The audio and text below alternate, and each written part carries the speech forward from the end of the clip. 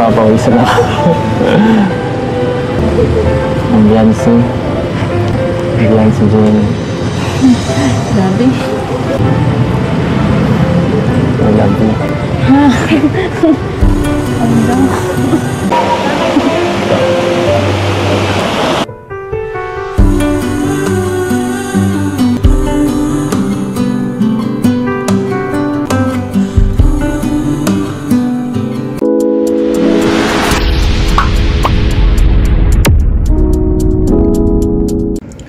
Hello po mga kalingap, welcome back po sa aking YouTube channel. This is Kuya Nel. At kung bago pa lang po kayo sa aking channel ay huwag niyo pong kakalimutan mag-subscribe, like and share po ng aking mga videos. At pahit na rin po yung notification bell button para lagi kayong updated sa aking mga uploads. At ngayon po mga kalingap ay pag-uusapan po natin guys, sa mga napansin po natin sa Tambalang EDSI nung nag-travel po tayo papuntang Baguio nitong nakaraang linggo lamang po yan. At doon po pag-uusapan po natin kung ano ba yung mga latest update po sa kanila, yung sa upload po ni Kalingap Rab, pag-uusapan din po natin yan. At syempre, bago po tayo magsimula guys, ay big shoutout po sa ama ng Kalingap, kay Kuya Val Santos Matubang, pasupport po ng kanilang channel, pati na rin po si Ate Edna, Kalingap Rab, lahat po ng K-Boys, Kalingap Partners, at lahat po ng Kalingap Reactors. So ayan po mga kalingap, panoorin po natin yung mga mahalagang kaganapan po sa Baguio. Hindi na pa ako maghihintay. Sigurado ka? Huwag ka mabibigla ha. Bakit ano ko ba yun? Tumingin ka rito. Grabe, kailangan pag tumingin. Magkikinig man ako. Baka hindi mo marinig eh. Baka sabihin, bakit paulit mo pa sa akin? Bakit? Bakit? Sige na sabihin mo. Papawisan na. Dito ka. Beyonce Jane.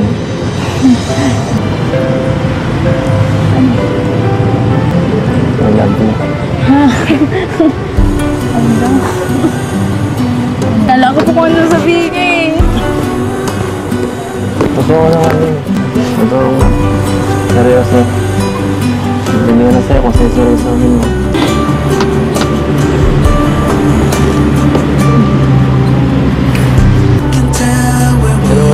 Ano pakiramdam mo?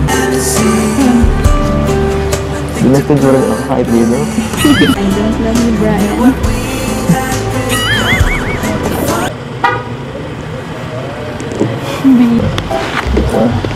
Basta nasabi ko na. Pero po, urgent na tayo. Yung alam mas maganda? Yung ngayon ba o yung dati? Parehas naman po. Pero mas maganda ngayon. Bakit naman? Ang daming kasama. Daming kasama na? Tapos kasama ka. Joke lang. Tanong ko nung nakaraan, Rap. Ano? Hira. Huwag mo muna. Huwag muna. Bakit? Gusto mo private lang or ano? Or next year ulit? Wala nga amin. Joke lang. Amin. Ramdam ko ang lamig. Lamig?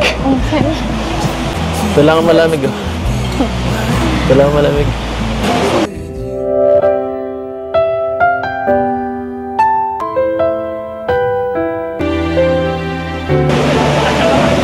Sarap. Malamig. Sarap. Pinahiram niyo akong jacket. Ano?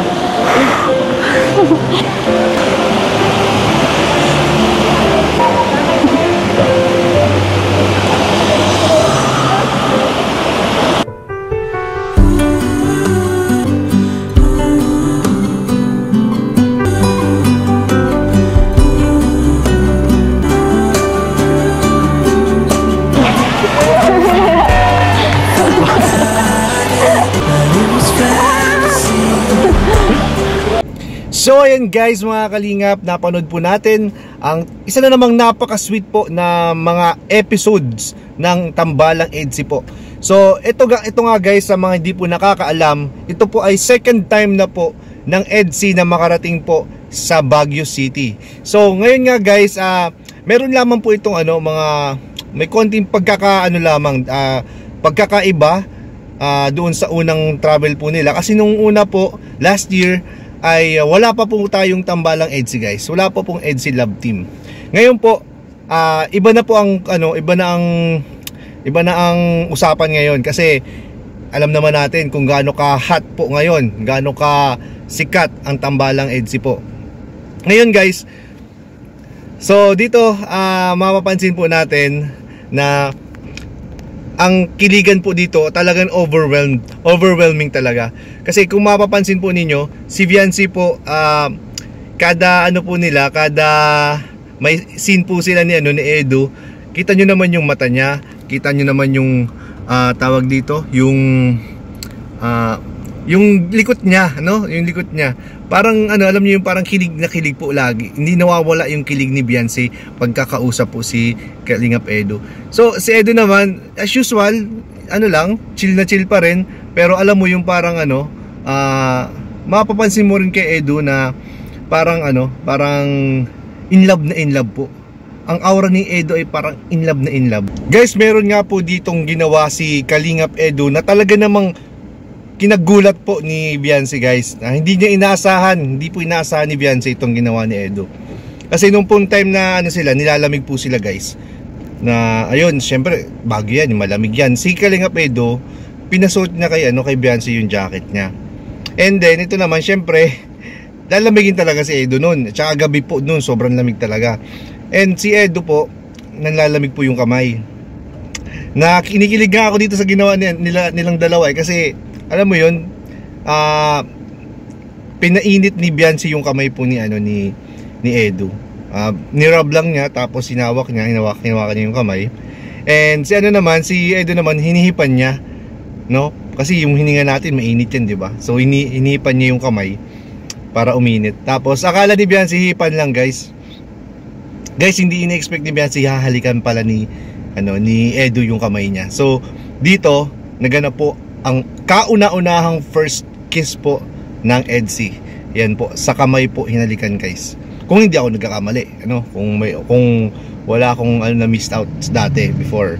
So sa pagkaalam ko, ito yung first kiss po ng EDSI po. So makikita po ninyo diyan sa itsura po ng facial expression ni Viancy na talaga naman lumaki yung mata guys. Lumaki yung mata ni Viancy, hindi niya in-expect yun. Tapos alam niyo yun, yung parang pigil na pigil po sa kilig. Naramdaman ko kay Viancy yung pagpipigil niya sa kilig niya. At yung pag-walk out niya, sign lang yun na talagang kilig na kilig siya guys. And marinig niyo sa last part po ng video na yun, talagang parang tumili pa siya dun guys. Hindi lang po narinig ni Edu, kaya lang narinig natin din sa vlog kasi may po yun, may microphone po yun. Pero si Edu po, di po narinig ni Edu yung tili na yun. So ibig sabihin legit po yung nararamdaman ni Viancy.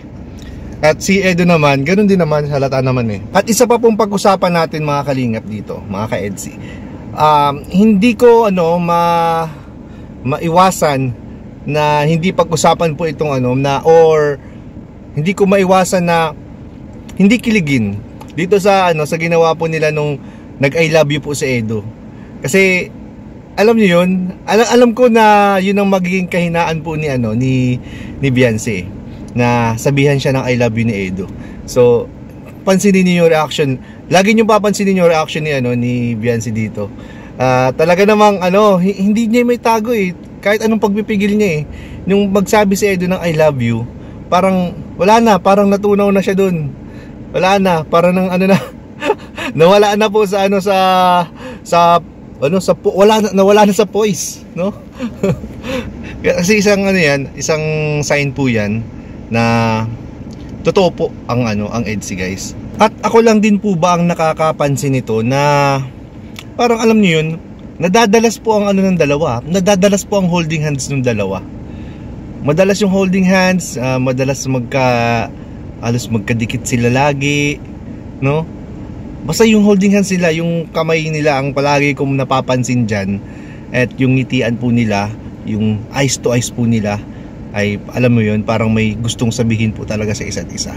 Isa to sa nagustuhan ko po sa alam mo yun, sa EDSI. Yung yung tinginan po nila, yung pala sa tinginan nila, maano ka na mahuhook ka na dun makukuha ka na dun And isa pa po dito sa sa kinagusto ko po kay nagustuhan ko po din kay kay Beyonce, ay grabe po yung willingness niya at yung enjoyment niya pag nagbablog po si Kalingap Rab ng love team nila. Grabe po ang niyan, ang effort. Siyempre, ang tiyaga din ni Beyonce po sa sa mga vlogs po nila ni Kalingap Rab. So, ayun lamang po guys. Thank you so much po sa inyo pong sa inyo pong time na manood po sa ating konting content po ngayong araw. Thank you so much po sa inyong walang sawang pagsuporta. At pati na rin po sa buong team Kalingap. Yun lamang po. Thank you so much po at Jesus loves you. Bye-bye po.